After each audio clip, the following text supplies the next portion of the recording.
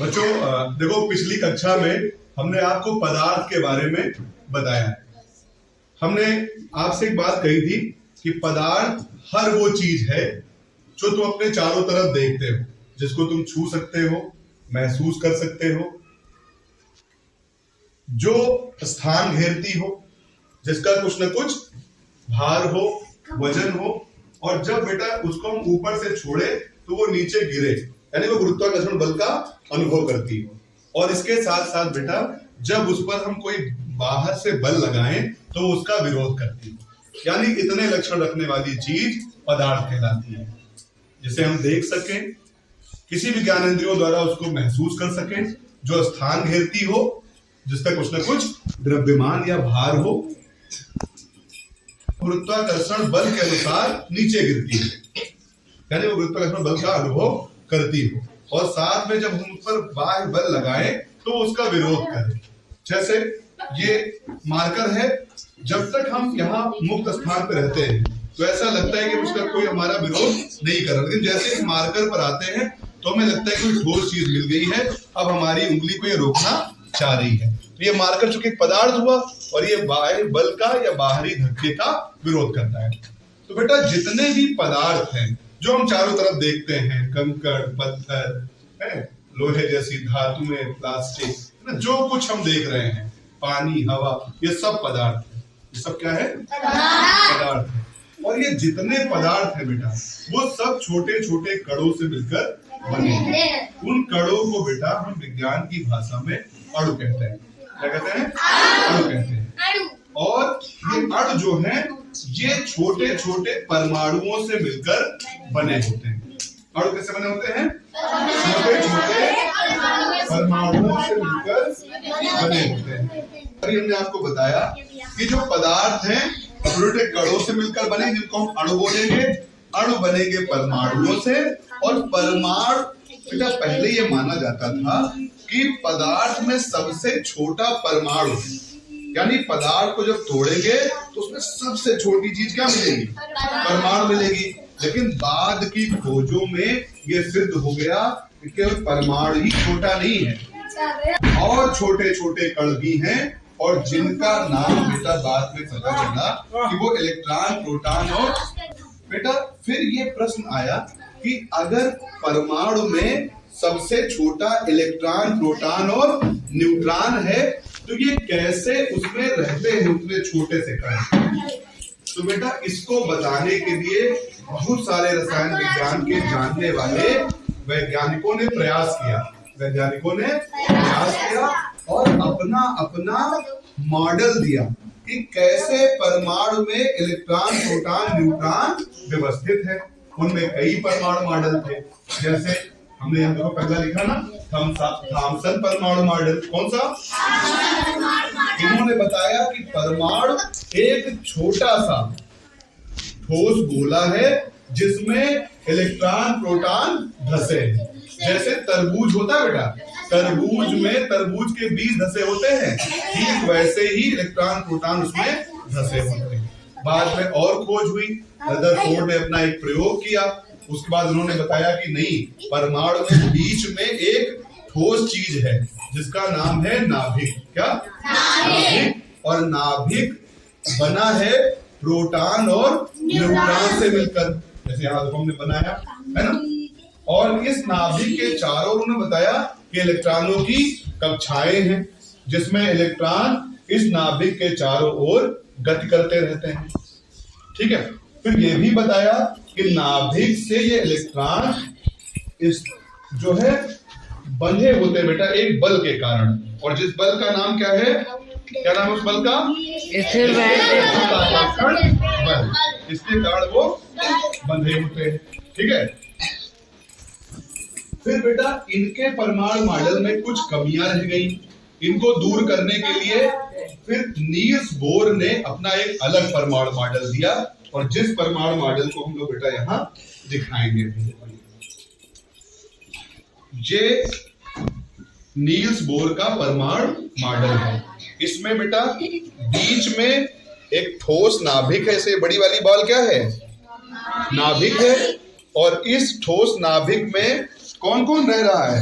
Proton और neutron. इस परमाणु नाभिक में देखो उसमें हमने आगे लिख भी रखा है प्रोटॉन और न्यूट्रॉन। ये बेटा ठोस होता है। कैसा होता है? ठोस होता है।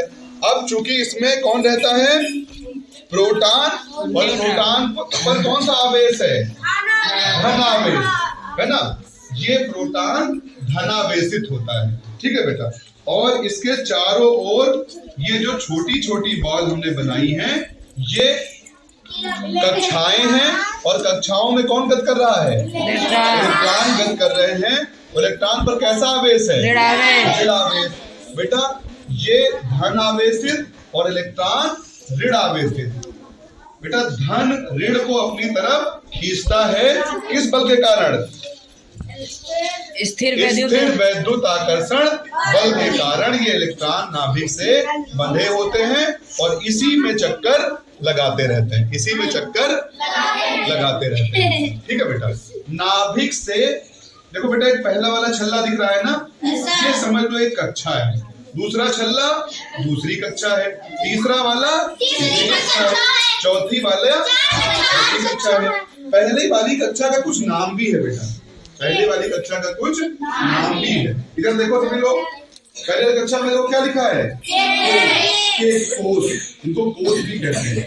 और दूसरी वाली को, तीसरी वाली को, चौथी वाली को कोष कहते हैं। ठीक है बेटा। इन कोषों में इलेक्ट्रॉन निश्चित संख्या में होते हैं। जैसे देखो तुम पहली कक्षा में कितने इलेक्ट्रॉन बनाए हमने?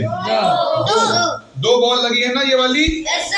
और दूसरी में देखो 1 2 3 4 5 6 7 8। यानी दूसरे एल कोष में कितने इलेक्ट्रॉन हो सकते हैं? 8। तीसरे वाले में बेटा देखो यहाँ तो बने हैं 8, यहाँ तो बने हैं 8, लेकिन उसमें हो सकते हैं 18। कितने हो सकते हैं? 18। और चौथी वाली में बेटा यहाँ 2 बने हैं, लेकिन हो सकते हैं 32। हो सकते हैं पहले वाली में 2, दूसरी वाली में 8, तीसरी वाली में 18 और चौथी वाली में 32 इलेक्ट्रॉन रह सकते हैं। और ये इलेक्ट्रॉन बेटा नाभिक से इस बल के कारण बंधे होते हैं। ठीक है। तो इस तरह से हम परमाणु की संरचना को समझ सकते हैं। ठीक है। अब इसमें हमने कम ज्यादा बॉल इसलिए बनाई क्योंकि ये परमाणु किसका है? ये परमाणु है बेटा कैल्शियम का। और कैल्शियम में केवल 20 इलेक्ट्रॉन होते हैं। कितने? 20 इलेक्ट्रॉन होते हैं। अच्छा चलो ये बताओ कि कैसे हम पता करेंगे कि किसी तत्व के परमाणु में कितने इलेक्ट्रॉन, प्रोटॉन या न्यूट्रॉन है। तो उसमें बेटा देखो हमने यहाँ देखो आपको बताया है कि अगर कुछ ऐसा लिखा मिले, बीच में बेटा ऐसे ए लिखा हो, कुछ भी इसके सर पर कोई चीज लिखी हो और पैर पर कोई चीज लिखी हो। तो जैसे यहाँ हमने पैर की तरफ एक्स लिख दिया है, इसको पदाक्षर भी कहते हैं बेटा। इसमें इसको हम बोलेंगे परमाणु क्रमांक। क्या बोलेंगे बेटा? और जो ऊपर लिखा है उसको बोलेंगे परमाणु भार। बेटा परमाणु क्रमांक में हमेशा प्रोटॉन की संख्या लिखी जाती है। क्या? यानी जिस तत्व का जितना परमाणु क्रमांक होगा उसमें उतने ही प्रोटॉन होंगे, उसमें उतने ही प्रोटॉन होंगे। परमाणु भार में बेटा नाभिक में 2 चीजें लिखी जाती है, प्रोटॉन की संख्या और न्यूट्रॉन की संख्या। अब देखो बेटा जिस तत्व में जितने परमाणु होंगे, प्रोटॉन होंगे, उतने ही उसमें इलेक्ट्रॉन होंगे। जैसे यहाँ देखो बेटा एक तत्व है ऑक्सीजन। क्या? बीच में उसका प्रतीक लिखा है O और उसके पैर के पास यानी पदाक्षर में लिखा है 8 और शीर्षाक्षर यानी सर पर लिखा है 16। तो इसका परमाणु क्रमांक कितना हुआ? 8। परमाणु भार कितना हुआ? 16। अगर हमें ये बात पता है बेटा तब हम इसमें कितने इलेक्ट्रॉन, कितने प्रोटॉन, कितने न्यूट्रॉन है ये निकाल सकते हैं। जैसे अब बताओ इसका परमाणु क्रमांक कितना है? 8। यानी प्रोटॉन कितने हैं? 8। इलेक्ट्रॉन कितने हैं? जितने प्रोटॉन उतने ही इलेक्ट्रॉन। यहाँ 2 चीजें जोड़ी गई हैं, प्रोटॉन की संख्या और न्यूट्रॉन की। तो जो प्रोटॉन है वो 8 है, तो कितने बचे हो? 8 और बचे, यानी तभी तो 16 हुआ। यानी इसमें 8 इलेक्ट्रॉन, 8 प्रोटॉन और 8 न्यूट्रॉन। इस तरह से बेटा इलेक्ट्रॉन पता हो जाने पर बेटा हम परमाणु संरचना बना सकते हैं। हमें पता चल गया कि परमाणु में बीच में एक गोल गोल सा नाभिक बनाना है, उसको ठोस कर देना है, उसमें क्या लिख देना है, उसमें प्रोटॉन और न्यूट्रॉनों की संख्या लिख देनी है। उसके बाद इलेक्ट्रॉनों की कक्षाएं बनानी है ना। पहली कक्षा K, दूसरी L, तीसरी M, चौथी N। पहले में 2 इलेक्ट्रॉन दिखाने हैं, दूसरे में 8, तीसरे में 18 तक, चौथे में 32। तो इस तरह से हम और आप परमाणु संरचना बना सकते हैं। चलो जरा अभी वाली ये क्या है, या इसको और अच्छे से हम बोले तो इसको क्या कह सकते हैं, परमाणु नाभिक। कौन? परमाणु नाभिक। परमाणु नाभिक किससे मिलकर बना होता है? प्रोटॉन और न्यूट्रॉन से मिलके। इस नाभिक के चारों कौन सी एक जो गोल गोल छल्ले को क्या बोलते हैं, कक्षाएं या कोष बोलते हैं। ठीक है, और कोष में कौन रहता है? इलेक्ट्रॉन। बताओ क्या ये इलेक्ट्रॉन गति करते हैं कि स्थिर रहते हैं? टक्कर लगाते हैं बेटा। इसीलिए इसको जैसे सौर ग्रह होते हैं ना, इसीलिए इसको बेटा जैसे सूरज होता है वैसा ही मॉडल इसको